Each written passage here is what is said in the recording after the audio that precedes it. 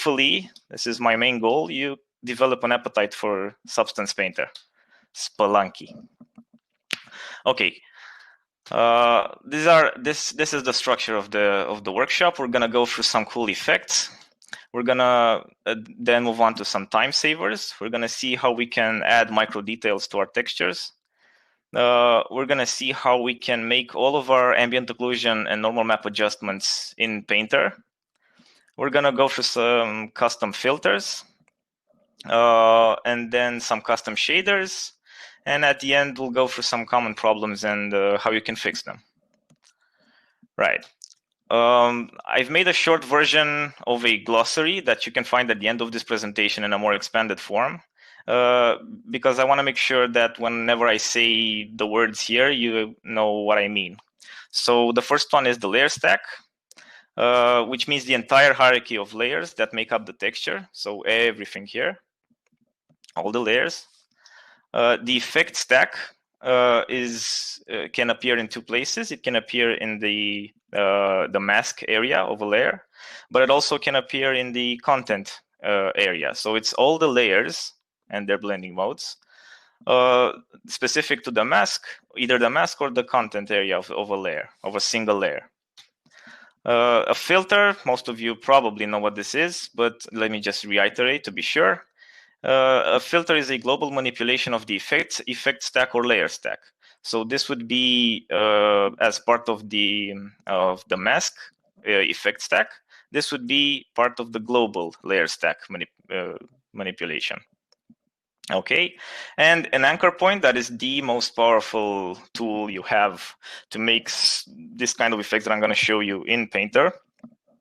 It is used to reference the stack up to that point, either upward or at the same level. You can transfer data from the mask to the content layer using it.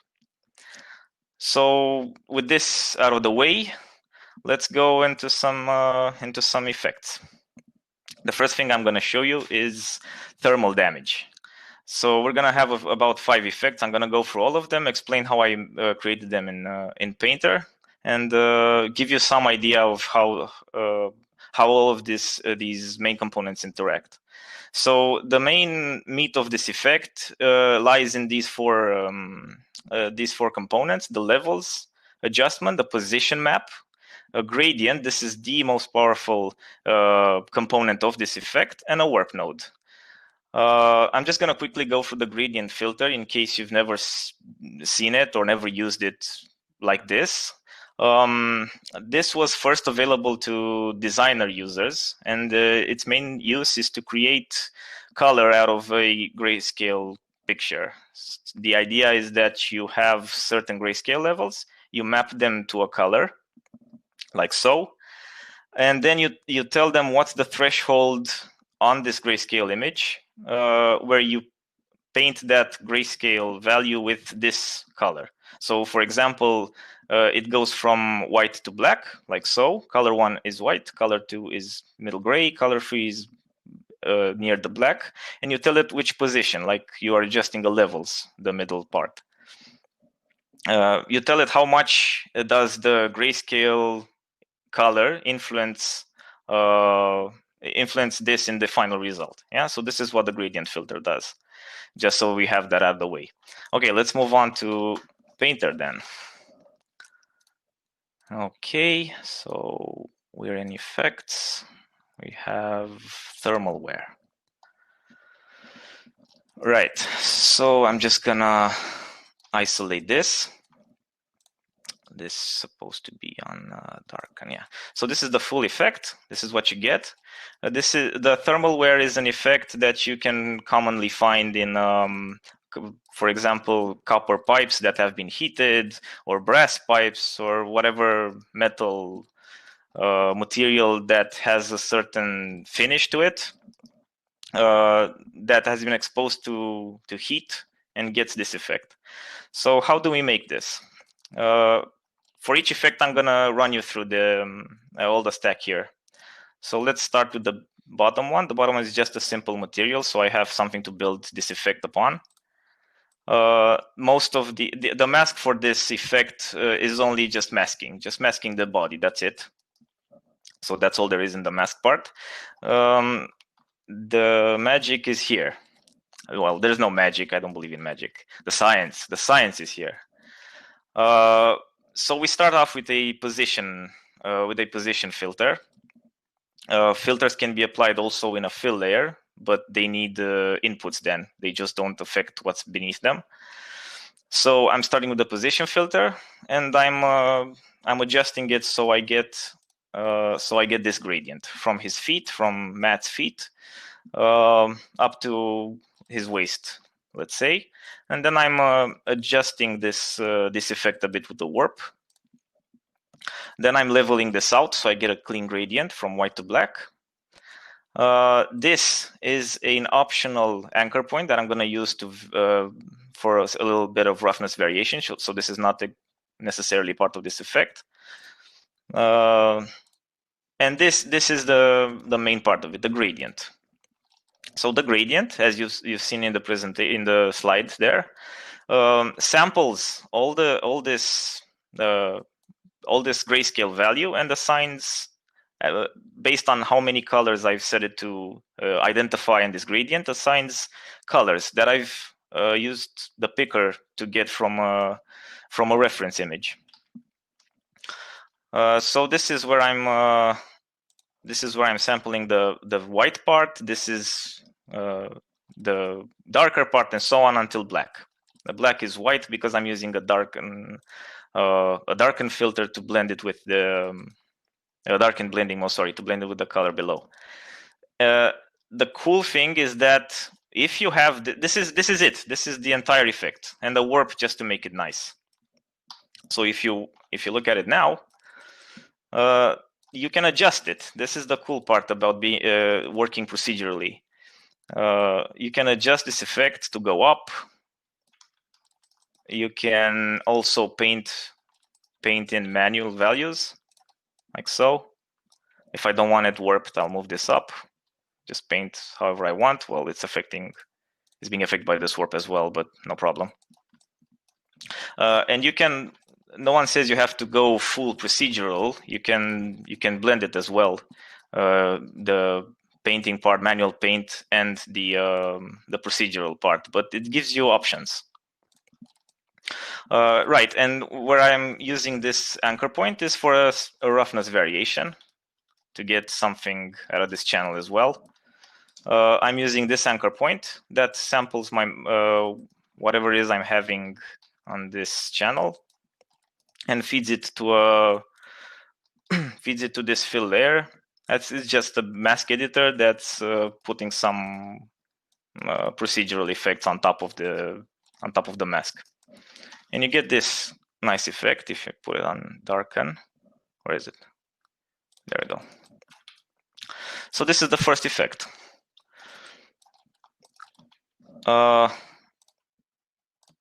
If you have questions, just interrupt me. There's no problem. I can, although there's a lot to cover, if there's something you really want to know at that point, just interrupt me. It's no problem. I can answer. Okay, so the next one we're going to look at is the peeled paint. You probably know this already. Maybe some of you have tried it yourselves. This is another very cool and quick effect that you can do. The idea is to paint the where the paint has peeled off and have this blurred slope going towards the painted area, so it looks like it's peeling. You can, of course, enhance this effect by more than what I've did here. Add some small occlusion right here to stop the roughness from taking into effect, and so on. You can increase the height, but the general idea is this. You use anchor points levels, you use this novel node, curvature node, to map the to mask out the parts where you want it to appear. You use the gradient again, but in a different way. You use the warp and the blur, which are used almost in every one of my effects. let's see. So we have the peeled paint effect. Right. So again, it's just a base layer that I've set the roughness value and the color, something contrasty with the rest of it. The first thing we're gonna do is make this chipped paint effect. Most of the work is done now on the mask side as opposed to the previous one. So the mask starts off with a grunge map, simple grunge map that I've adjusted the balance and contrast a bit, also the scale.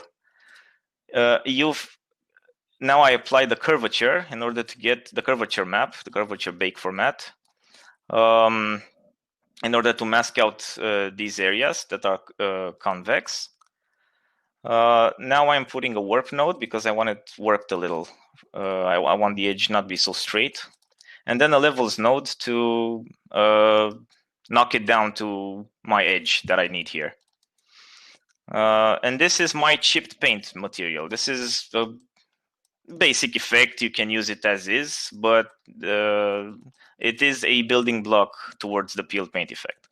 So that's why I'm putting here a anchor point in order to reference it in the final step for this effect. So here, this is just taking the mask from here. I'm alt clicking, by the way, if you don't know this shortcut, alt click to see the mask. This is just, I've named it chipped paint access point. So I know that to look for visually, to just look for this mask. So I'm accessing this mask from here. Now I'm blurring it a bit because I wanted to extend the mask. And this levels serves two purposes. Well, actually, the whole duplex of blur and levels serves two purposes. One is to invert the mask because I'm gonna apply my peel effect here on the other part, and the second utility of this duplex is to get rid of this very fine grunge by blurring it and then adjusting the levels to get rid of that noise. So this is the mask that I'm gonna be working on. Now I have here a nested effect. I have a blur filter applied here. And remember that I told you that you can put effects in a fill layer, but you have to supply the input. It's no longer taking this input. So I've supplied it the chipped mask, this mask. I've supplied it here. I'm referencing it here and blurring it a bit. And also adjusting, I've inverted the levels. And I'm getting by multiplying it, I'm getting only this part. So I'm just sort of subtracting what I've did from the original to get only the blurred part, what I've achieved here, to get this thing. Okay, now I'm adjusting the effect a bit, warping it. That's always nice, and I get this. Now I can save this as a smart material and apply it on a different mesh. I can manually start painting on it. Yeah, so, and I can go as artsy as I want with it. So you can get, you can obviously push this even further. It's no problem. And in production, probably this wouldn't be enough. You would need to add something for this area as well. But this is a very good starting point. And at this particular stage, you can save it and reuse it. Because from a distance, this really adds something to when you have worn paint like this. Obviously, you can blur this some more if you want, or less. You can blur this some more. This is highly adjustable. This is the very cool part of building your effects like this. Right. Okay, so this was peeled paint. The next one I'm going to show you is rust leaks and how you can use a blur directional, which doesn't really have much use when you first think about it in Painter. But when you start to see effects being done like this, when you have leaks or some sort of upwards, maybe, why not? Upwards sprout or something, you can use blur directional to get something very smooth, a smooth transition like this. So the main components are the anchor points. the gradient filter again, the warp, the blur directional, and the transform. Yeah. Right. So this is the final effect.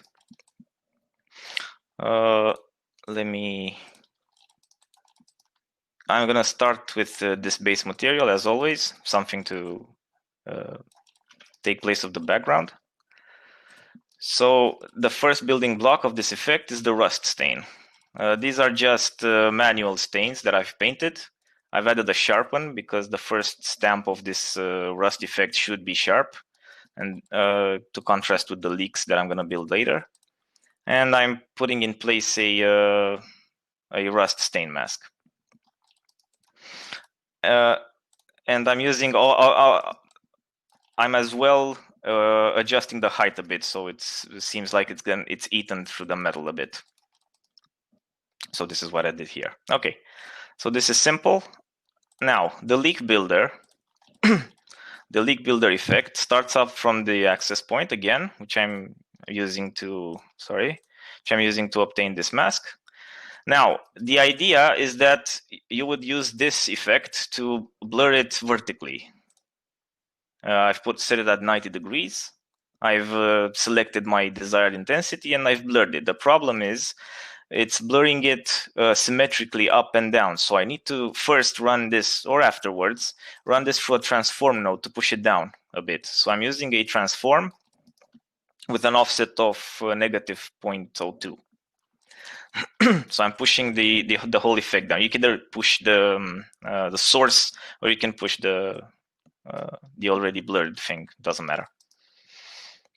Okay, now levels in order to create some nice transitions for my colors, which you'll recognize this in a second.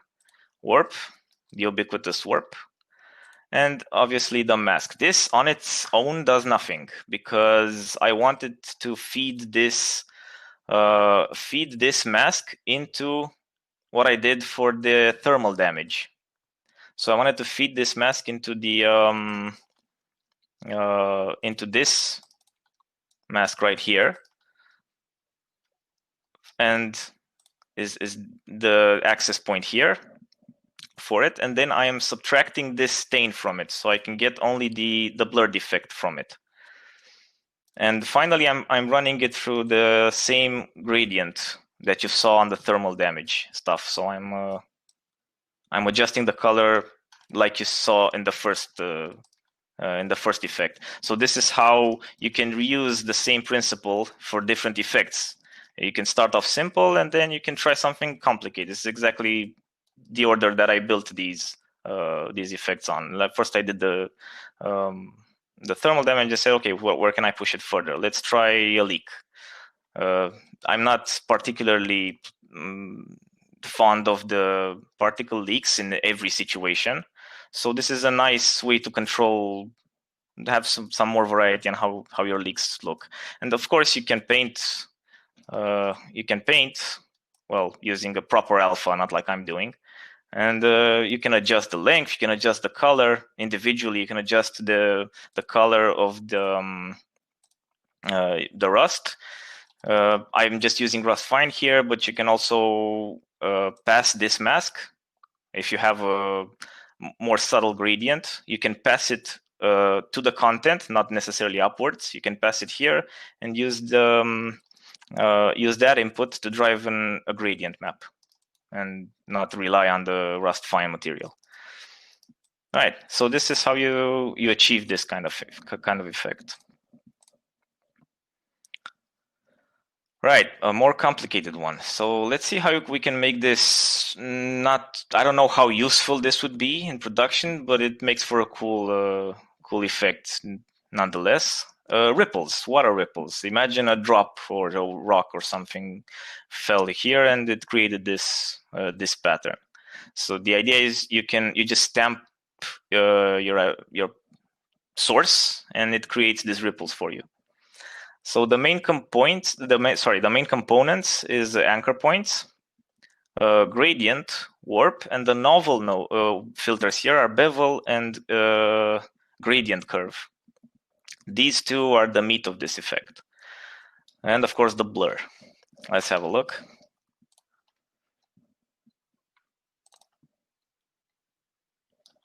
So this is what you get. So what I wanted with this effect was to just be able to paint something like this. Paint some ripples. When you scale it up, this is just a tile sampler scene from Painter. The idea is to cover an area with spots like this. This is what I had in mind. Yeah, so how is this effect controlled? So we make a basic water layer first, and then we break it down into low frequency and high frequency component. So the drawing is just a circle drawn at full opacity.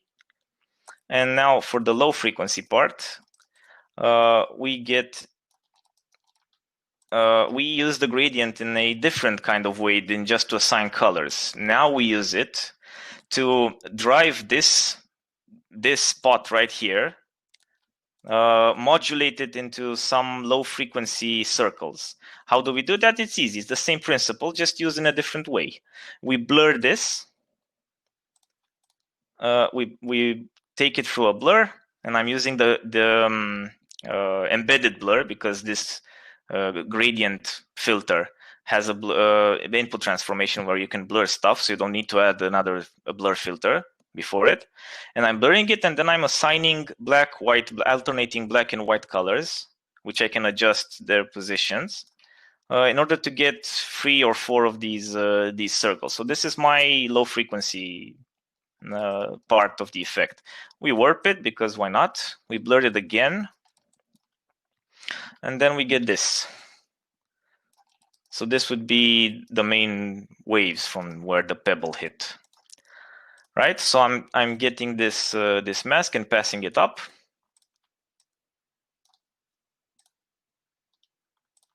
Yeah. So this is just. I'm sorry. I'm taking the. What am I taking here? Yeah, this is the mask. This is the mask from the low frequency access point. All right. I'm taking the drawing mask from here and putting it here because I don't want this. I want this in order to expand it more, so I can have a decent surface area where I can where I can create the small ripples. So I'm not taking this one yet. I'm taking this one, low frequency. This is wrongly named. This should be drawing mask. I'm sorry for that. So this is drawing mask AP, right? And I'm using this new node, which the bevel, the bevel filter that expands my initial stroke and gives it a nice smoothness, and it goes way further than this. That's what I want. So I'm using this to bevel the stroke, and I'm also using this gradient again. I'm doing the same thing I did here, only I'm using more transitions now. I've input here and there a grayscale. I'm not using pure white anymore. The idea is to get all of these circles, but this is not enough. This almost looks like this without the blur, only more of them. So what I need to do is use this new filter called gradient curve. Gradient curve, what it does is it looks at the gradient transitions from white to black and assigns a curve to them. Out of this preset, the one that I want is double bump, meaning you get 2 peaks.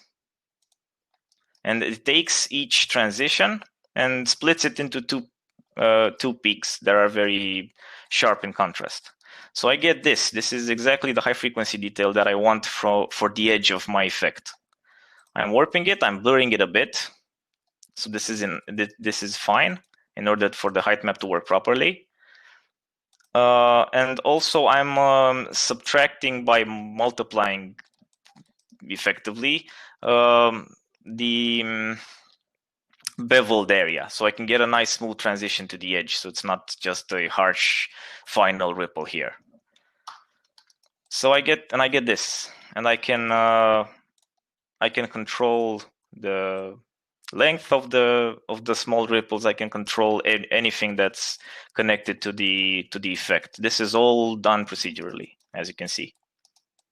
So this is a nice way to reuse the good old gradient. Just map your stuff into alternating patterns. Map your gradient. Okay. This one is a doozy. This one most likely you will never get to use in production. Never have to use in production, hopefully.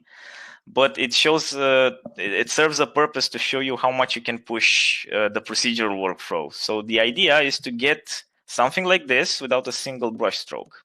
Well, apart from masking, you do need to mask certain areas like the stars or this.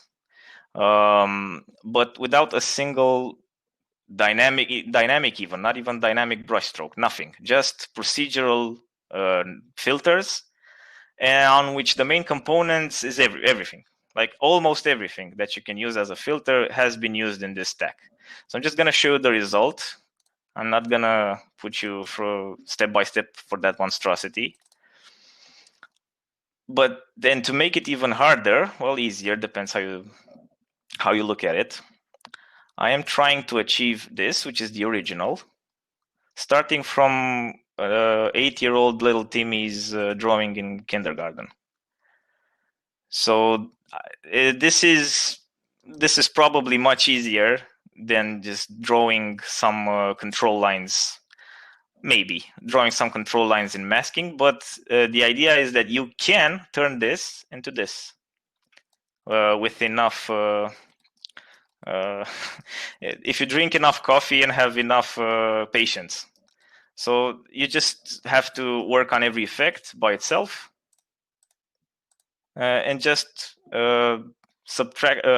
additively just blend them in somehow. This is using almost every single trick that Painter can perform for you, from blending modes to masking to anchor points to nesting effects and so on.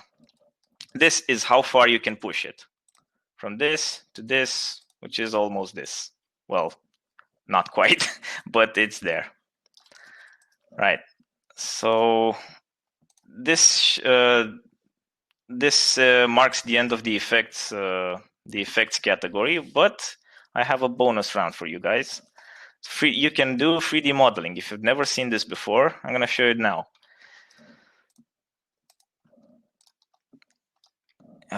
Stairs.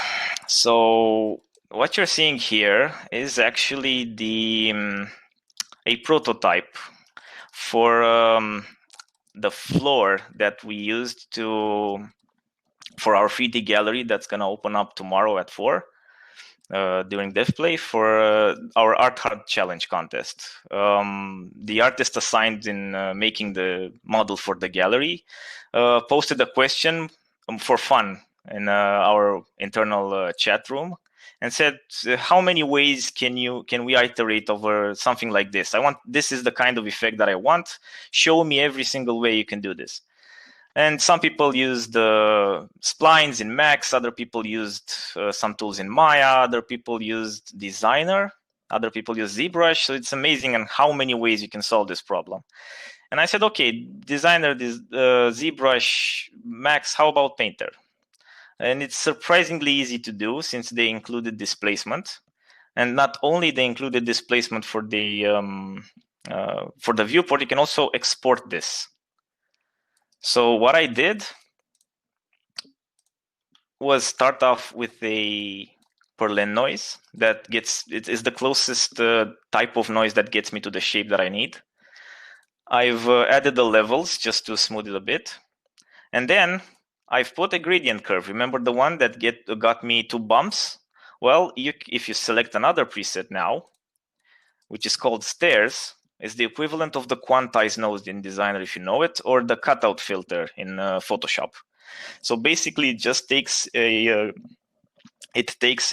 range and says, okay, from this grayscale value to this grayscale value, I'm gonna assign their median value. And unfortunately, I haven't found a way to control how many quantization steps there are in this default node. But we didn't need more than this generate, so it was a lucky strike with this one. Okay, now you get this final mask. I'm gonna use in another layer that's not necessarily for this effect. And you can get this by activating displacement and tessellation. For those of you who don't know the difference, tessellation means just dividing the geometry. So I'm just adding edges, and the displacement part is the actual movement of the vertices. Let me just close this shadows because it's nice, but with a blur. Now it's nice. Right. So where was I? So the displacement is the part that actually moves your vertices in 3D space. Tessellation just adds the required detail level for it to happen and not look like a boot. The cool part about this is that you can randomize the noise, you can change the number of steps, you can do this and iterate very quickly on designs. You can, of course, maybe this is too random to be usable, but you can add a paint layer on this, and if you make your brush adequate, not like I'm doing here, you can paint individual stairs, like individual indents. For example, maybe we want to make something like this in more places so we can showcase the artworks in more spots other than what's generated by the map itself. So we can just add them like this. You can also add extra steps if you need. So the thing is, okay, this is all well and good, but how do we put this in the Max, for example? I'm a mainly Max user. So what I know is that Max has spline import option. It can generate splines based on Adobe Illustrator files, for example. So what I ended up doing was made another effect based on a very cool node that's called mask outline. Mask outline just looks at this result here, and whenever it finds a sharp transition from a value to another, it creates a line. It follows that value. So it was just a matter of let me show you just one. It was just a matter of running that mask outline using an histogram scan as a node that modulates the input, as a filter, an additional filter that modulates the input. A histogram scan, very shortly, what it does is the top part of a levels adjustment. But you can use the position in order to cycle through the values that come from here. So I'm cycling this value, then this, and so on. So what I'm doing here is just I'm selecting every step. See, it has a buffer before it transitions to the next one. And this is the first step, the second, the third, the fourth, the fifth. And now I'm getting some really nice black and white selections that I can use in Photoshop to automatically generate my my paths. And it's just a matter of exporting these to a file, to an Adobe Illustrator file, and importing in Max, and then I can play with the splines in there. But I didn't need to manually place each of these splines in Max and start adjusting vertices. So this is something. This is a very cool tool to have in your tool set. If you play around with simple effects like I've showed you earlier, you start making connections. Everything is connected. Dark reference again. Sorry. Okay. So this is the last effect that I showed you. I'm gonna move on to something a little lighter before we get into this part. So a little bit of a time saver. Yeah, so let's see how we can take some shortcuts in Painter for some functions. So let's start in order. Then isolate the Matt's head here. So the first thing that I see some people struggling with is poor color ID bakes. So we have this ID. This is not poor by any means, but maybe it doesn't cover what I need. So for example, it goes outside this edge. And this is not what I want, maybe. Maybe I just want it to end here. So it's just the inside of this face.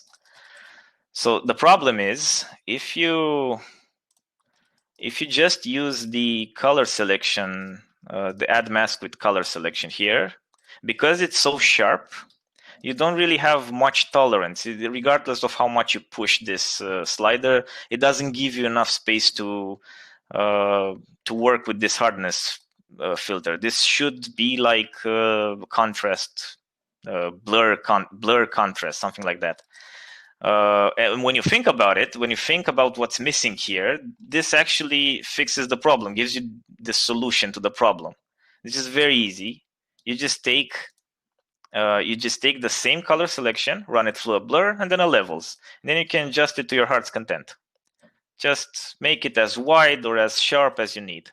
So this is how you can fix your color selection without going back to your high poly model, maybe rebaking and so on. You just shunted the entire adjustment branch by using two filter effects. So this is one.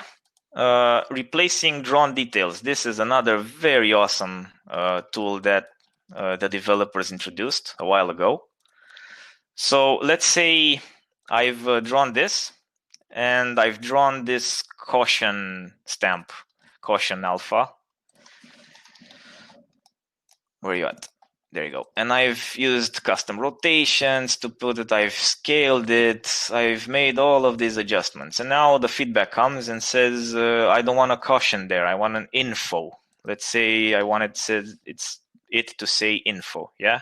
So normally, without foreseeing what I'm about to show you, and without knowledge of this time saver, you would start deleting this and start trying to match the scale, the rotation, and so on. But there's an easier way to do this, and this is you can adjust not only these strokes, but these as well, and also these.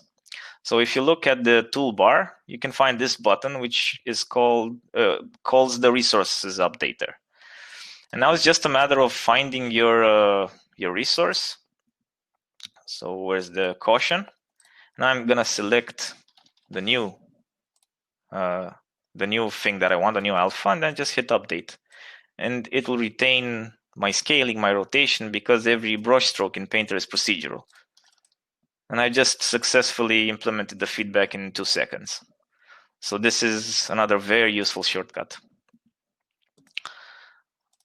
Okay, how to flip a hand-painted mask. This is probably not something you're gonna encounter very often. But if the need arises, I don't know, where, let's say you've painted a decal, you've created this by hand, you've put a tattoo on a person's arm, and feedback comes, or your feedback comes and says, okay, flip it, mirror it.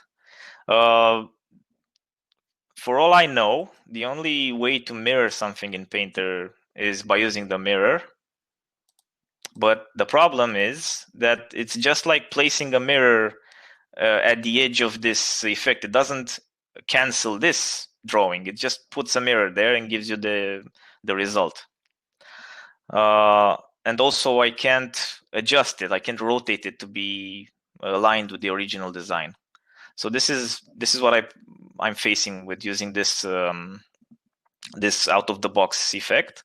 And what I can do to fix it, obtain it like this, turn from this to this, is by taking this, taking the original drawing, put an anchor point so I can reference it upwards, and then add a inside a simple fill layer, just referencing this design right here, but scaling it, negative scaling it by 1. So I get the inverted on the correct axis. So I get the inverted result. And it's just a matter of adjusting the rotation, which you can easily do in the UV viewport. This might come in handy for the scenarios that I described. So this is a very easy way to fix your, to flip your hand-painted textures. Okay, and the last one, this is a twofold effect, twofold, let's say, utility trick, is to have nested effects. So one very useful time saver that I've come to utilize very often is nesting. For example, is this image adjust nested effect. The idea is that I very very often I find myself importing alphas that I just stamp on objects, and these alphas come as a purely black and white image most of the time, the ones that I use, and I need to blur them and adjust them with the levels almost every time. So I'm always either using a fill, a blur, and the levels for everything that I import. But if you just nest them, as I showed you earlier, but didn't discuss in depth, you get one great smart mask, because this is essentially what we're going to save this as. Like here, create, sorry, like this, create a smart mask. So you can name it, save it wherever you want, and then you just drag and drop it here. It'll add itself. It's taking the fill transparent. Obviously, when you create the mask, you delete this, so you only have the utility stuff there. So you drag and drop it, and then you just change the input. That's it, and you get another alpha, which you can blur and adjust like you did this one. So you no longer do you have to put a blur and the levels. You can just start. How the nested effect works is that you think like the stack is inversed, so it's on top of it. So you start with the last effect that you want to add, and then you have to think about it this way, the other way around. So you know that you're going to have this input, and then you want to blur on top of it, and then at the end you want to invert or a histogram scan, because levels doesn't come as a filter. So in this case, I have an invert node. I have my input, I have my blur, I have my invert, and then a histogram scan, which acts almost like a levels. It does the job the levels does. For this purpose, and you have obtained a nice little tool for yourself, and that also clarity. So instead of having 2 or 3 filters that adjust an input, you have only one. It's self-contained, very easy to manage, very easy to rename, because fill and paint layers have adjustable labels, and this is a nice shortcut to have. Okay, so the we have another type of time saver here. Let me isolate his body here. Okay, so the idea is that you're painting some sort of, let's say, a character, but this can also come when you need to paint engine parts for a vehicle, or I don't know, you have a mech or something. You need to see what a procedural mask has done here, and you can't. Well, obviously, you could export it as separate texture sets, or find another way around this problem by separating the meshes, but by exploding the meshes. But you can quickly take a look at what is generating and even use it to paint by just hiding parts of it. hiding parts of the mesh. You just switch your shader to whatever you're using, but with alpha blending or alpha cutout. But I'm using blending so I can get, so I can get a type of X-ray effect, maybe to actually have proportions in my view as well. So all you're doing is just adding an opacity channel if you don't already have one in your project. And then you just, on a separate paint layer, you just, on this layer that hides it, just add and name it as you need it. And then you can just toggle it on and off, or you can reduce the opacity, increase the opacity and just make it X-ray. And if you need to paint it, obviously you can't, because the projection still works on it even if you don't see it. So even if it's completely hidden, you'll still paint on it. But what you can do is paint very near the area that you're interested in, locate it in the UV space, undo, hide it, and then start painting your details here.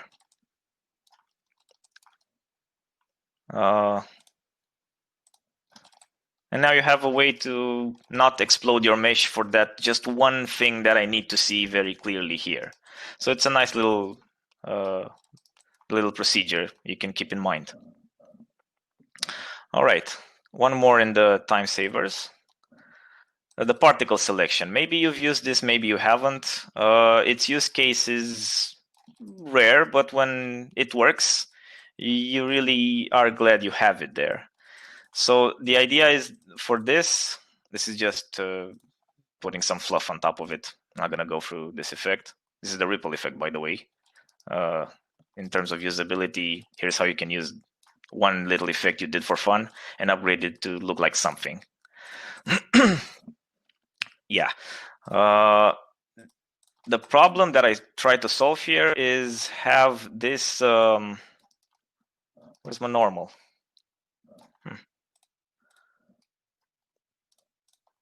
Interesting. The idea is to try and save and select this area. Is to try and select this area without a brush stroke. I don't know why this. Not sure why the normal isn't appearing.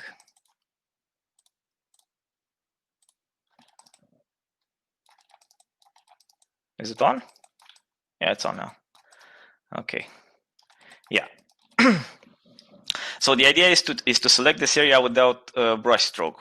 Why without a brush stroke? Because maybe you are not precise enough,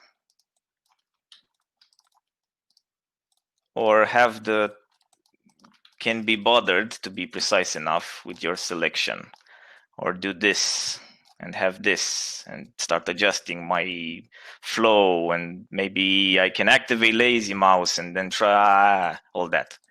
So in order to not do all that at times when it's available, you can use something called particle selection, which you can find here. It's called fill. And what it does is this. First, you need to set the normal factor accordingly. But what it does, it fills the area you're drawing in up to a point designated by this slider. How much, this tells me how much the normal influences where the particles go. And of course, you need to adjust this a bit in size. You just drag your brush like this and fill in some missed areas. And of course, if I don't move my mouse that much, you get a nice base. This is nice. I don't care about this that much because I'm coming with the blur and the levels, and which you already would have done even if you painted this by hand. But this is very, very fast. And you can obviously at the end just come here and maybe adjust if you need it. But this is very fast to fill out areas. This is a very simple use case, but you can use this to fill zipper channels or some parts of a metal piece that got lost on its way to a proper color ID bake. This is another option to consider at times. Okay. So on to more stuff that you're probably gonna use in production. So micro details. Micro details aim to solve this tool set that the developers introduced. Aim to solve the problem, what do I do if I add certain details after I baked or after I created the high-res model. Micro details. Just gonna have a sip of water. Okay. So the problem, a few substance painter iterations ago, was what do I do if I paint these details? All of this is painted after baking. What do I do to include them in calculations for effects, for rust, for dust, and so on?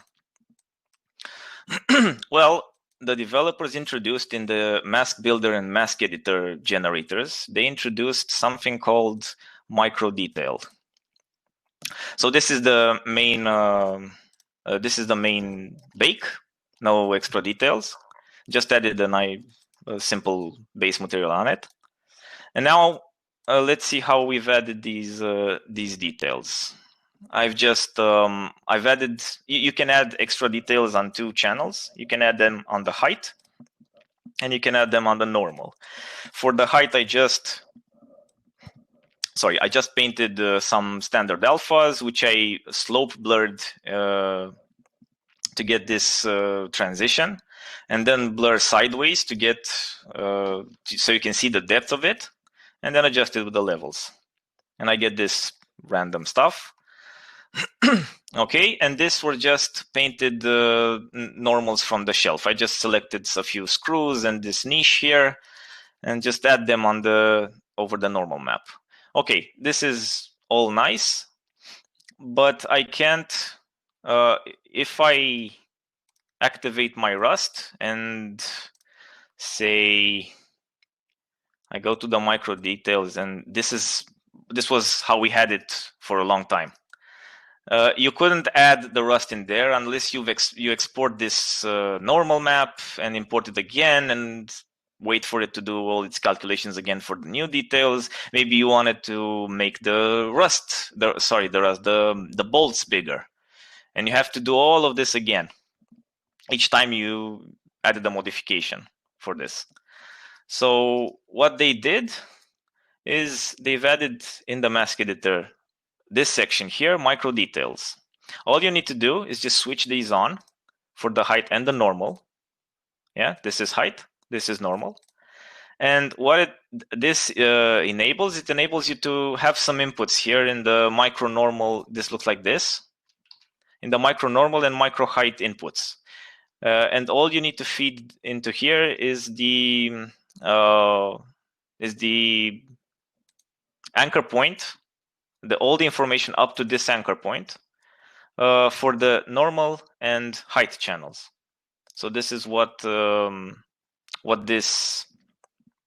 Another way to use anchor points, by the way, is not only for the masks to feed mask results up the stack to some other mask. You can also feed it, as I've said, in the content, but you can also use this paint layer put on pass-through for the channels that you're interested in moving upwards to some other effect. You can, for example, the normal is on pass-through, and also the height is on pass-through. Pass-through means it's a special kind of blending mode, which just flattens all the information underneath this layer and provides it so you can play with it. In this case, I don't need to do anything here. I could add some filters, for example, levels for the height to control this effect, but I don't want that to do that. I just want to have a point from which to reference what I've painted on normal and the height map for these micro normals, micro details. That's all I'm doing here. I'm just putting the 2 channels that I'm interested in pass-through, and an anchor point from which to sample. This is all this is. Okay, so I'm adding it here. I'm making sure to have both normal and height. And then I can just, from this point forward, consider that I have a full normal, including all of these details, and just go ahead and make my effect as I need it. This also applies for ambient occlusion. In this extra details, the ambient occlusion, where are you at? Yeah, it doesn't see, although I've added my details and passed them through the normal and height channel, the ambient occlusion still only has the baked information. So I need to do something about this as well. What they've added to mitigate this problem is making a designer node available in Painter, probably adjusted most likely, which is called Matte Effects Horizon-Based Ambient Occlusion. This is the node. You can find it by just typing HBAO. You have it here, and you can apply it as a filter here. You just drag and drop it here in the stack. This is only a global filter. This is why it's called Matte Effects. This is a type of filter that only goes in the global, only affects the global, so only works actually in the global stack. Okay, so you have one for the height, you have one for the normal, because it asks you what channel would you like to affect. And so when you turn it on and adjust the intensity of it and the spread and so on, it creates ambient occlusion information based on the details that you've added. And the nice thing about this is that it just looks at what's been generated, not what's originally there. So it takes this, and then it takes this. Well, the height, not this. This is just from the Rust. So it takes the height information and turns that into ambient occlusion, so as to not pollute your original AO, nice baked AO, with additional data running from this filter. And now you have ambient occlusion information with which certain types of effects can now leverage. For example, this dirt can now take advantage via micro details again, can now take advantage of the generated ambient occlusion. So this is how you stay in Painter and make everything in here without ever needing to leave or re-import exported details, and keep everything nice and tidy and procedural. This is how you do micro normals. All right. I hope you're hanging in there. Another type of technique in order to keep you anchored in Painter. How you can adjust AO and normal map, which is a task that's mostly, for historically speaking, suited for Painter because it's faster. For Photoshop because it's faster. But I'm gonna show you how you can make, how you can adjust your bakes in Painter. This is 80% of my bakes go through this process. When I'm texturing an asset, I'm usually making a scene like this, in which the only thing I do is correct the bakes, because I prefer it over the standard, over, let's say, marmosets, painting tools, because I find it a bit finicky. And also I prefer it over Photoshop, because I can see them all. I can rotate it around it. I can get a feel for its that certain detail distribution. Maybe I've missed something when I've created the high poly and wanted to add it in this stage before I go to the texturing scene. So this is why I prefer to do my my cleanup in a special scene. This special scene only has the 2 channels that I'm working on, normal and ambient occlusion. So let's see how we can fix it. This god-awful bake that only takes into consideration the averaged bake, the averaged cage bake, needs to be blended with the non-averaged cage so I can get these details to look correct without affecting the edges. So there are two ways to do this. First, you need to invalidate the normal map that when you create this project, Painter already puts in this this slot. So you need to choose replace. Replace means I'm not gonna look Painter when it sees replace here. It says I'm not gonna look at this. I'm just gonna look at whatever normal channel information I find in the stack and use that as the base. So I'm just loading the same map. That's why it's not fixed. I'm just loading this as the base. But if I delete it, it's gonna, well, first it's gonna give me this error. I don't know why. Project, come on, average gauge, yeah. So I'm just loading the same map that you saw here in a base layer, and then I'm using the non-averaged gauge with a mask in order to paint out my details here. Yeah. So this is how I fixed. I've blended between them. This is standard Photoshop with the added benefit of seeing the model.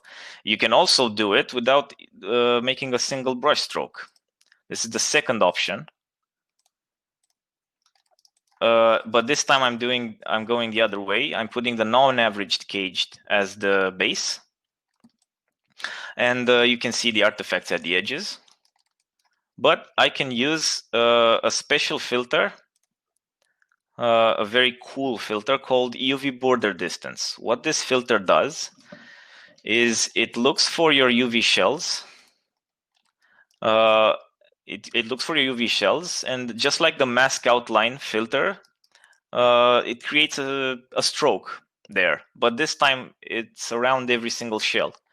So because I know what type of geometry I'm working with, I know that just by masking these UV shells, I'm gonna get the correct information that I need from the averaged cage normal. So I'm using this as a mask in order to blend my averaged cage result over the non-averaged cage. And again, I need to load this up. Yeah. This is I don't know, it's a bug with this scene. Just ignore it. It probably won't happen to you. It just happens to me because I'm presenting to you guys. So yeah, this is how you get to automatically fix all your seams. Of course, if you have different widths for the bake here, you can adjust it. Like for the let me do this. You can adjust the balance. You can adjust the distance, how wide your seams are, and so on. But this is just an automatic. You can use this as a starting point, and just and then use make a copy of this. Maybe combine it with this method, and you very quickly very quickly fix your problems. And this is faster than Photoshop because you already get a nice clean base out of this, faster than the Photoshop method. You can, of course, erase normal map details as well. You can put a fill layer with a uniform normal color. You can paint out details, and it'll just, it's like it's never been there. And you can also, this is for the normal. This is basically what you would really want to do at this point. Add or erase detail, maybe copy it somewhere. I'm going to show you how to do that in a second. But also you probably need to mirror all of these adjustments in the AO channel. So let me load up the AO. You can use the same method with the average and non-averaged gauge. I think here is where you can see yeah, see? This is where the fix takes place. You can also erase details. And in case of this particular bake, you can maybe smooth this out.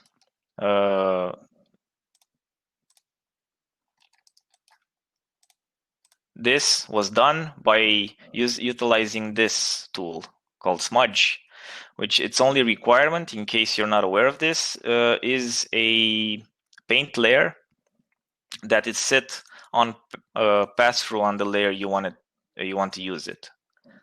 So I can go ahead and just, am I painting? No. Yeah, and I can fix, if you're more careful than how I've been here, you can fix up seams like this directly in 3D space. You can leverage all the other tools if you so desire in order to fix AO. You can see in real time how you can blend different types of bakes over here and then just export them at the end. Okay, so this is the basic type of fixing, but you can also do crazy stuff like, for example, resizing this detail. Of course, you can just manipulate the you can manipulate in Photoshop, you can manipulate the normal map and just scale it there. But why not here? Only it just takes a little, it's sort of over the head, but it can be done. Why not? Just so you can see it done, I'm just adding a transform filter, but the transform filter transforms the whole UV map. I'm just making it smaller and center it, and then I'm painting out the garbage from this layer, and then I'm adding a neutral normal color all around, and then I've just successfully scaled this detail right here. You can of course copy details, and the nice thing is that if you work on both channels, you get the same result from one go. So this is different from Photoshop because you can also correct whatever you're doing here, correcting at the same time on the AO channel. So this is a nice type of workflow. If you haven't considered it yet, I highly recommend that you try it at least once. See if it provides a better way to work while fixing your maps. All right. The next part, custom filters. So for custom filters, mainly what I'm referring to are filters coming in from Designer. I'm not necessarily thinking about some very complicated material, which is the regular workflow you think about when you consider these two pieces of software working together. You make a nice stylable material in Designer, you import it in Substance Painter as an SBSAR, and then you start masking it out. But what I'm referring to is are filters that are available in Designer, but they haven't transitioned yet into Painter, mainly because their use has been found to be situational at best, or some other technical considerations, but sometimes you really need that one thing from Designer. Oh, I wish there was in Painter something like that. Well, the good thing is that you can just, in Designer, you can plug an input node to a filtering node that you're interested in, and then plug that out into output. Just look at 5 minutes intro to Substance Designer. Just learn how to do that thing and just export your filter as an SBSAR, import it into Painter. You just mark it when you import it. Mark it as a procedural, and you'll find it here in the procedural section or the filter, depending what you chose. For this example, I really was jealous of the number of quantization levels that the quantize filter does in Substance Painter. Remember the stair-stepping effect I showed you that collapses a range of grayscale into one single value? Well, that I couldn't control the number of steps, so I wanted that filter from Designer. So this is what I'm using here. This is the quantize filter. I just didn't add an icon because I just need it for this particular effect. You don't even need to save it in the shelf. You just use it per session. That's it, to obtain what you want. So I'm using what I'm doing here. I'm trying to get this image from the net into sort of an autumn-y damaged stylized looking leaf. So first I'm using an alpha, which by the way, I can change using the resource manager into whatever alpha. I can make this a maple tree leaf or whatever. I'm alphaing it out to look like a leaf. And then I'm using my custom quantize filter, which I didn't work on it. I just exposed some parameters on it and plugged in an input-output node and imported here. That's all I did. So for the fill, I'm using a fill layer, which I am inputting the image and running it through a quantize filter.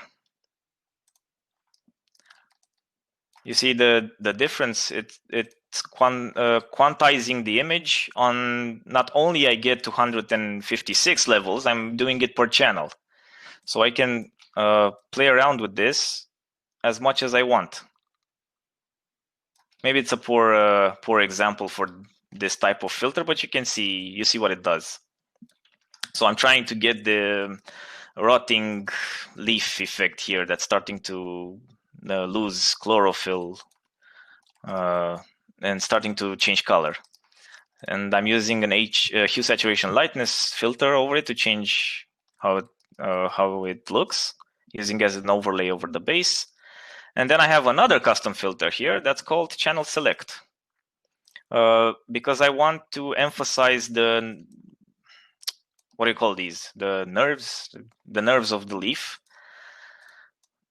I'm using the same input image, but run through the channel split custom filter from Designer. I just imported here. I've selected my my output. I just want the red channel out of this. I'm using a high pass filter to isolate these high frequency details. I'm using the levels to obtain a black and white mask for them. And that's kind of it. And then I'm using an overlay to emphasize their structure a bit and give them a little bit of depth. So not very exciting result maybe, but the idea is that you can, if you're jealous of a filter from Designer, you're not limited to using Designer with it. You can just import your own stuff here and just work with it. Right. Okay. So the last part is more of a showcase section for exactly how much you can push Painter to make a really cool texturing tool, custom texturing tool for yourself. So let me open up the project. Where are we? Tile blend shader. Okay, this is a different type of workflow than you've probably seen if you've only tinkered with Painter with its defaults. This leverages scriptable shaders that Painter can load. This is a custom shader that I've written. Looks like this. So it's just a lot of code that does stuff. I'm going to go through this shader with you a bit. I'm not going to go through the code of it, but I'm going to go through what it does.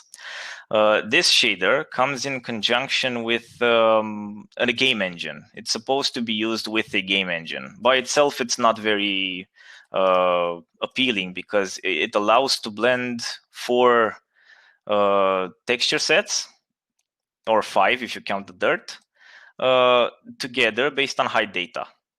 If I were to paint something like this in Painter, I would just create as many materials as I wanted and just have the output as a texture. But that's a flat texture limited to 2K or 4K, whatever this value says. So instead, a different way to texture in a game engine is to have tileable textures, tileable materials, and use a mask that you paint in Painter to tell them from which tile to sample, to tell the game engine from which tile to sample at certain points on the mesh. That's why it's limited. Why is it limited to 4? Because the mask that you export out of Painter, which I'm gonna paint in blue, green, and red, and opacity, that's all the channels available in a texture that you can use in a game engine. So the game engine is only limited to, say you have a base layer like I have it here. If every channel is black, then it only shows the first tile, this one. If I have something on the red tile, it shows the next set, and so on. And also the alpha channel drives a dirt effect. And you can go even more than this. If I have time, I'm gonna walk you through this because it's pretty cool.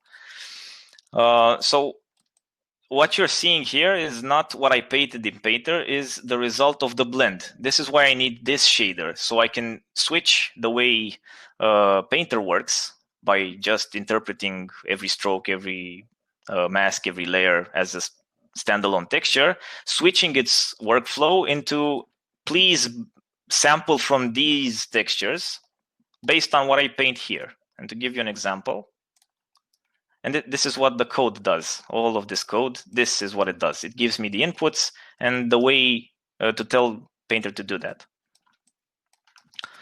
So if I paint it harsh like this, I'm just gonna, it's a simple mask. Where is red? Where Painter sees red, it blends, it just puts the tile 1 material. So it's blocks 12. And you get this. But I can do, because every single texture has an alpha channel, the diffuse, where I save a height map of this of the tile. For example, this shot up wood here with splinters and stuff that was made in Designer. I've added the height map of it to drive how it will blend with subsequent textures. So if I just very gently paint it, I can also use every single painter tool to get certain effects more or less prominent. I can just paint wherever the height value is 1. If I insist, it's gonna cover up everything. But it's think of this as a well, if I do it in reverse, it'll be like dirt coming up from the crevices. Doing it in reverse means inverting the height map for the albedo. Right, so this is one tile, and I can come with the next one. And all of them are driven by the code I've written here. And I'm very much able to see what this will look like in the engine. So this is the basic functionality, blending between these, but you can expose you can expose more variables here. You can, for example, I've created this mask debug view mode, which I can see with harsh values where the mask affects the layers. I can have the no lighting, which sometimes for a very noisy texture like this might help to see the results. I can tile every single texture. This is the most powerful thing by using this workflow. Instead of just having a flat texture, you are having tiles that are 1K or 512 even, so very efficient. And you just paint where they come on the mesh and then just tile them to whatever texel rate you need. Undo. So you can tile it, all of them at once. You can tile it individually. In the shader settings, you need to click this button. Control Z doesn't work. You can tile every texture individually, and also you can affect its normal intensity. Come on. Yeah, see it changing here. And all of these tweaks, because how awesome Painter is, when you export this, all of these tweaks are saved in an XML file by ticking export shader parameters, and then you get a nicely formatted list of whatever this is called and its value. And you can just parse this file, read it. The tech artists or the programmers on the engine side can read this, parse it, and use it to have sort of a live link, custom live link between Substance Painter and the engine. As long as they are able to match up the lighting setup, whatever you'll see here, you'll see in the game engine. And it's just one export away. That's all you have to do. Just Control-Shift-E, export texture, switch to your desired engine, and look at the results in place. Okay, so these are the three main channels of a texture, but you can also add one. Why waste alpha when we can use it? To add dirt. You can add a special type of texture that has a different, that can have more controls other than the tiles. For example, you can have the spread of it. Whoops, force of habit. You can have the roughness. You can make it like mossy, or you can make it wet. Again, this is all driven by a single texture. This is great. And you can also tile if it has an alpha in it. You can tile that alpha as well. And apart from all of this, if you need even more customization, you can tint every single texture here. Every single one. And if you want to be really crazy, if you need, for example, to add, this is useful for buildings. You can add a gradient, a blue, very soft gradient, like a blue gradient from bottom to top. Blue at the bottom and warmer on the top side to have a nice effect when you look at it from a distance. You can have the last part of the alpha map split in two. For example, the grayscale values at the alpha channel, you can have half of it reserved for where you paint dirt, and the other half of it is where this gradient comes into effect. So you can paint something like this. This looks a bit gnarly because I haven't adjusted it yet, but you can do stuff like this. So this just looks at the top values from the gradient map, the alpha channel, and just paints it with the two gradient colors that I've set up here. And you can even do this. And all of this is just one 512 mask. That's all there is. So this is an example, the ultimate example, maybe, of how you can use this. You can use Substance Painter to make it your own, to make your own little texturing app, so to speak, for project-based. You can customize it through this scriptable shader, through its possibility to script shaders to make it do whatever you want. Also, you can have custom buttons to drive this shader. For example, I have a toggle between lit or not to see my masks. You can add some custom effects over it to match your engine, and also you can tweak the export values. So this is an example of how much you can push it. Okay, so for the last part, I'm gonna ramp it down a little. Let's do our cool off now.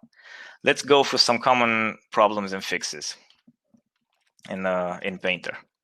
Home stretch, guys. Home stretch. Common problems. The first one I'm gonna show you is, let's say, the reprojection error. Right. So you have this mesh, and you've projected two details on it. Actually, it's the same detail, but you've projected it in two ways. Now you need, the feedback comes and says, I need to scale this non-uniformly on one axis. This might be a very common use case for character artists who paint their texture on the face for a neutral expression, and then feedback says, no, we need him to be angry.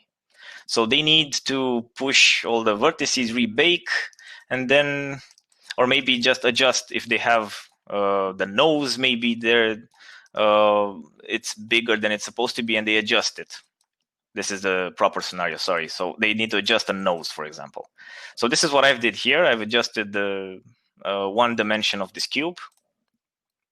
And now if I go to project configuration and import a scaled version of this, I preserve strokes because that's what I did. I've carefully painted all of these details. We notice that this is no longer where we expect it to be. That is because this detail was painted using 3D projection. 3D projection means I've stamped it from this viewport.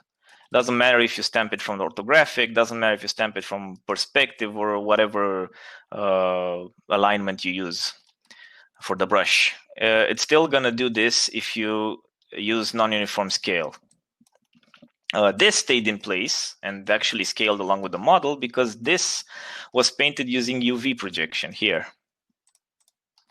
And the UVs got remapped correctly, even though the geometry itself scaled.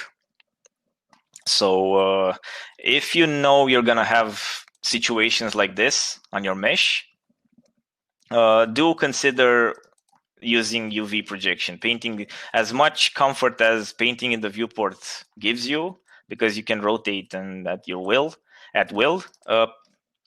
Maybe consider painting in UV for parts that can be rescaled as drastically as this one. Okay. Another one would be non-square texture. So the problem you have with this one is that the texture set uses a non-square ratio. So you have 2K width and 1K height.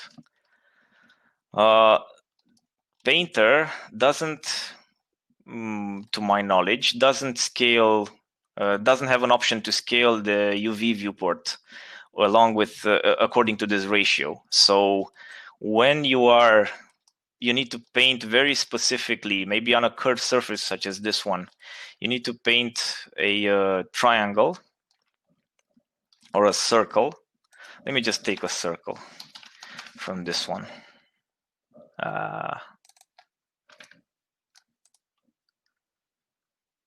Yeah.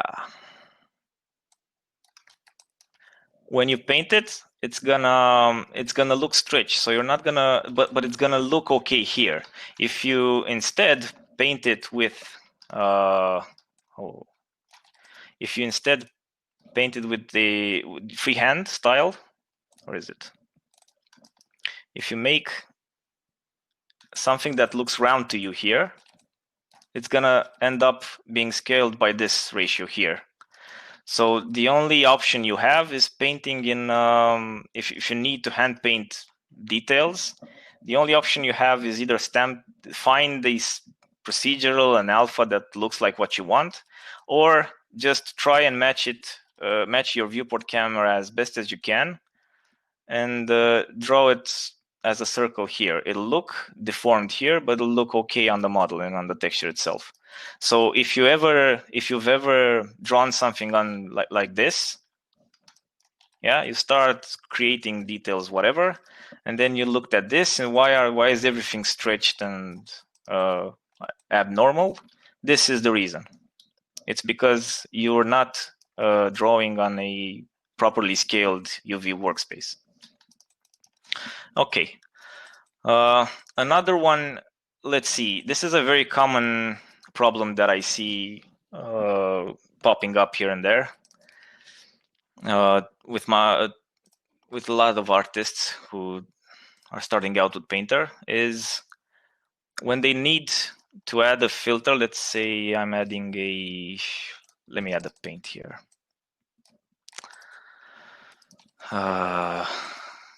Yeah, I'm gonna add now a filter. I'm gonna add a warp. And let's say I want to change this warp. I want to change it into a blur. So I'm looking for the blur. I'm dragging it here, sorry. I'm dragging it here and it doesn't work. It doesn't drop. Why isn't it dropping here? It's like if I'm adding a filter, a new filter, and adding the blur, well, it's not going to work now because I'm going to have to show you the suspense is gone. But the problem is that this filtering remained here. So if it were just a new kind of filter and just without any sort of filtering, text filtering there, it would have worked just fine. But because first I filtered it in this little search box and added my warp, I can't replace it from the shelf because the word warp is not in blur. So what I need to do is press this button here so I can erase my custom search but keep the category. Or I can just do this and it's fine and that'll work. So maybe if you've been annoyed by this, maybe you're not going to be annoyed from this point forward. Another thing is copying. For example, if you need to copy, let me just open. Andrei, can I ask you to answer to a question? For this. Copying a mask to another mask. Dragos is asking you, would this work with shaders generated in Amplify, Shader Forge, or Unity shader graph? Startled me. Okay, thank you. Of course it will. Yes. Yeah, enjoy. Okay, so what was I doing? Yeah, I was finding a proper mesh to, yeah, this will do. Okay, so let's say I want to copy this mask on this mask.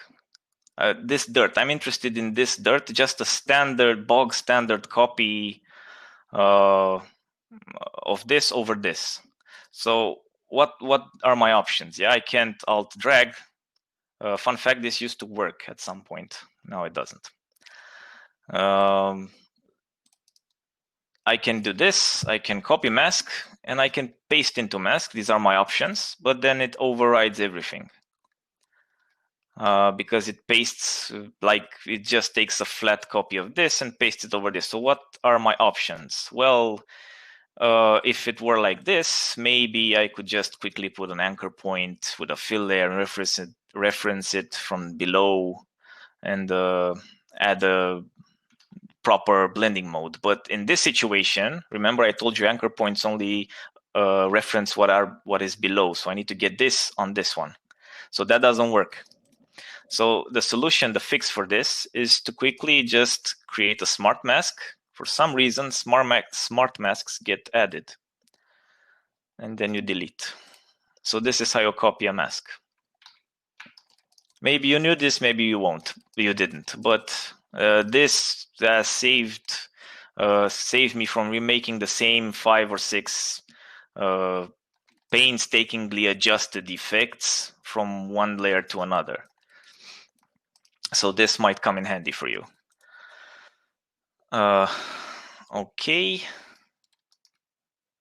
And this is it. This is all I have, common problems and fixes in this category that I could think of that you might benefit on a daily basis for your workflow. So yeah. Phew. I hope you stuck with me, as you endured. And I've added for my final 2 pieces of information that I'm going to give to you, an extended glossary. In case you didn't know these things, what they do, I've added them here and reiterated them in text form. And also I've added a list here of the filters that I mainly use when I create my effects. Like, what are my frequently used nodes? If you learn these, they get you really far. But these all are also used in conjunction with all of these occasionally to get some cool little twist on your effects. Right. Thank you very much for bearing with me. I hope you learned something, and I hope you can incorporate some of what you've seen here in your workflow as well. So the floor is open. One of the participants that they are backstage can go live and talk to Andrei, you're invited.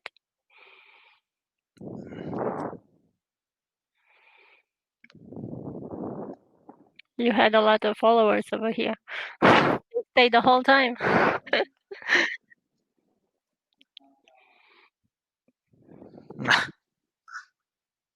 Nice.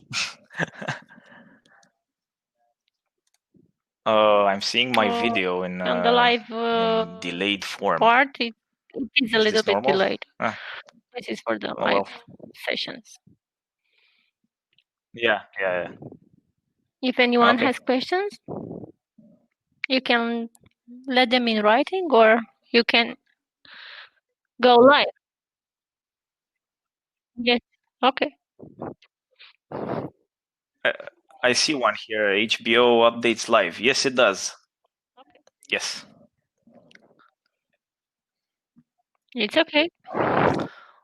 Well, I finished a little earlier. If you want, I can go through the list of nodes with you guys. If you don't know, available. I can give you a little breakdown of what these nodes do. I think it would be available. Yeah? Okay. So real quick. Come on. Yeah, there we go. So the anchor points, you know what they do. Level is self-explanatory, so is blur and sharpen. The warp as well. The slope blur does a blur, only it's driven by another input. So you can instead of just a simple extension blur like you would get if you imagine a white mask over a black background, slope blur manipulates the blurring based on another grayscale input. So this is a very, very useful node, especially in Designer. You can get real quick results with it if you want to obtain some, let's say, rock details or chipped details. Even on metalware, you can use slow blur for all kinds of stuff.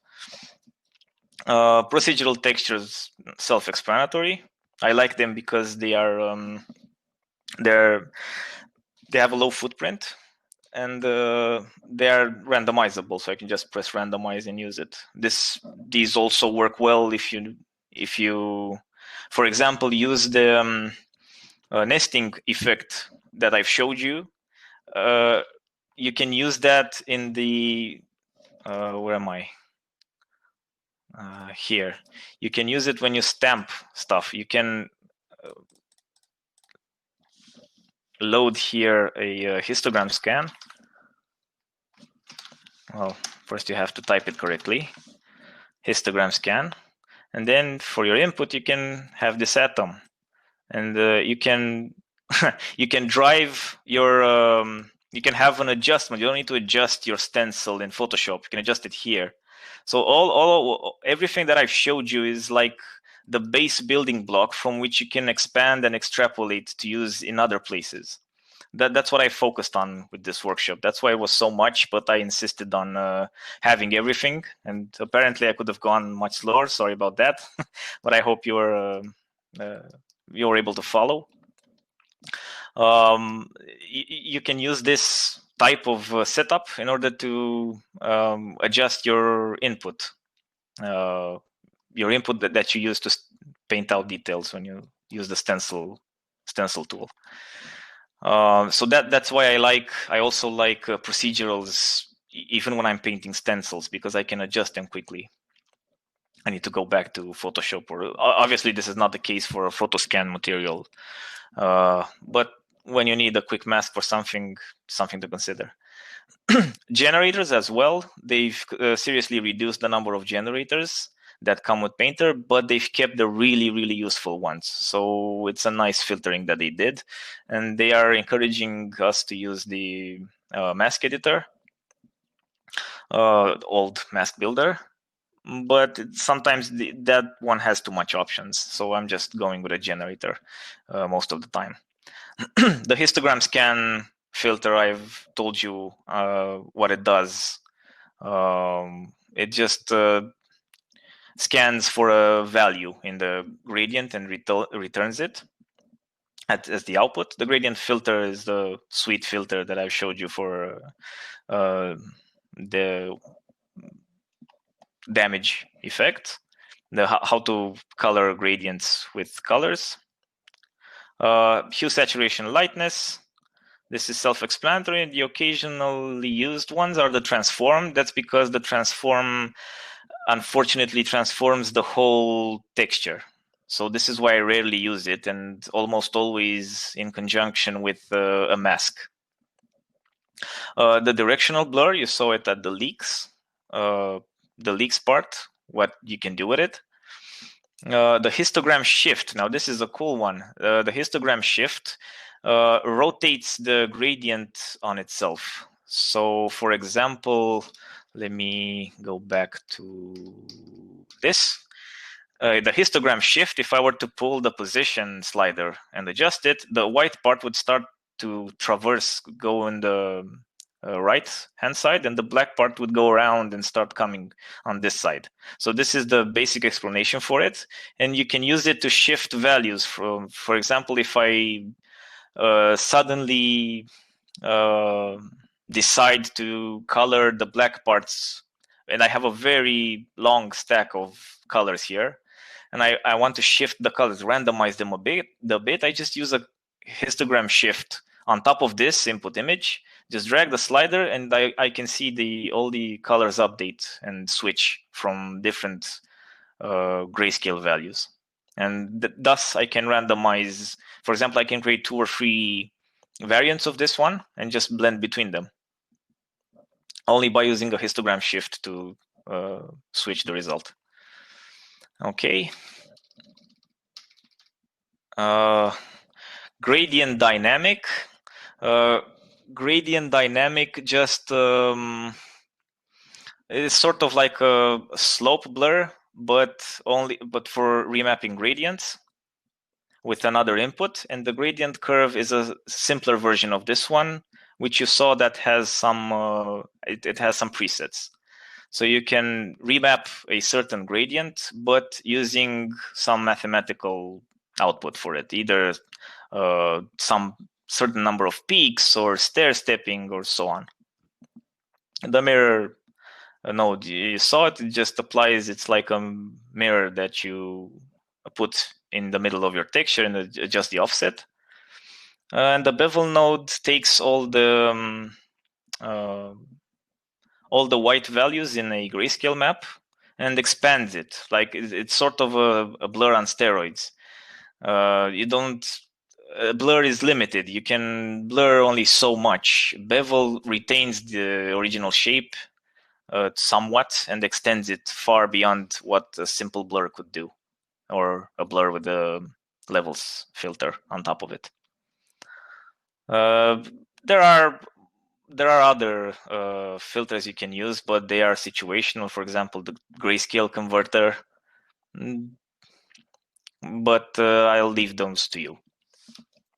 Those are simple enough that you don't need me telling you what they do. We have some questions. You can read them. Okay.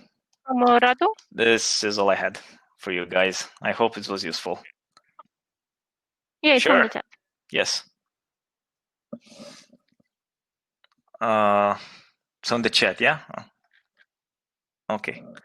So Radu says, maybe a bit out of the context, but how would you approach baking very close or intersecting areas, as for example, the inside of the mouth of a character?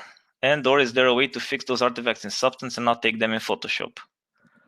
Well, the way you would fix those in Substance is how I showed you. The only tools available to you are the masking, the same thing you would do in Photoshop for 2 kinds of bakes.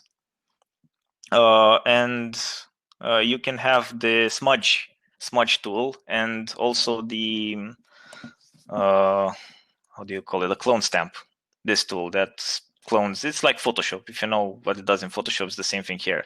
About the part how you would bake very close areas is I would probably make more bakes. Some probably an artist from the character department would give you a more detailed explanation or certain scenarios that I'm not covering here. But what I would do is make different bakes with different projection distances on the cages, and just layer them and mask out the certain part that I want. Another approach, for example, we had to bake a similar scenario to what you're describing here is if you need to simulate folds on a curtain or something. How do you bake folds going in on themselves or superimposing? The idea is you just delete parts of it and bake like that, and then you painstakingly arrange them in Photoshop. But this is the use cases that I've come across in environment work. So I hope I led you in a direction somewhere. Just multiple bakes. I know the XNormal has a blocker plane. You can put, for example, when you're baking a hand that has fingers really close to each other, you can put a double-sided plane in there, and it'll block rays, so you get a cleaner bake. Maybe there's something you can consider if the mouth is slightly open.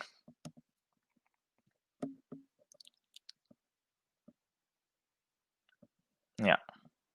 No. Anybody else? For the moment, no. Okay. I'm glad you like it, Sergio. Previous comments about your presentation upper.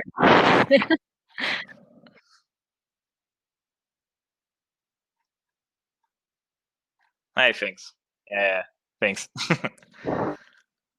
Okay.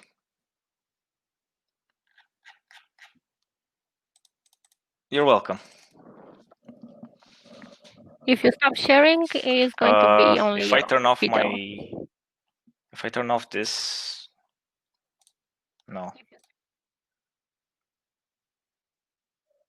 Okay, I don't have the button to stop sharing, if you believe it or not. I only have toggle audio and full screen. I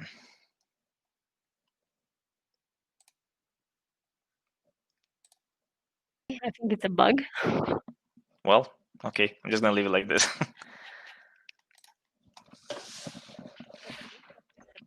Yeah.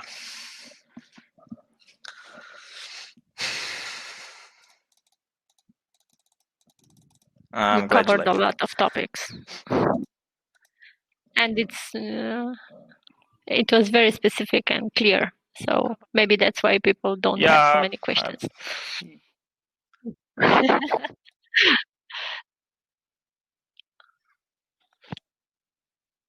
I understand. Well, I'm glad. That's great. I'm glad it helped you guys. You can obtain. Yeah. I forgot to mention this. You can get a copy of this presentation, this one, on our website, mc.ro. We're gonna have a blog post with all the scenes that you've seen here, so you'll be able to download every single scene I went through. I'll clean it up a bit, maybe add some more comments in there to make it more easy to read. And also, maybe I'll go through this presentation to add some extra details here. And so check out the blog in a week or so. You're gonna get all the Do you have an email where people can contact you? Can you leave it in the all the material from this workshop? Yeah. Yes, it's perfect. My work email. Pretty cool. There you go. Yeah. If everybody is set with all the So info do we sign off now? together here. Or, I think we can close it if you want.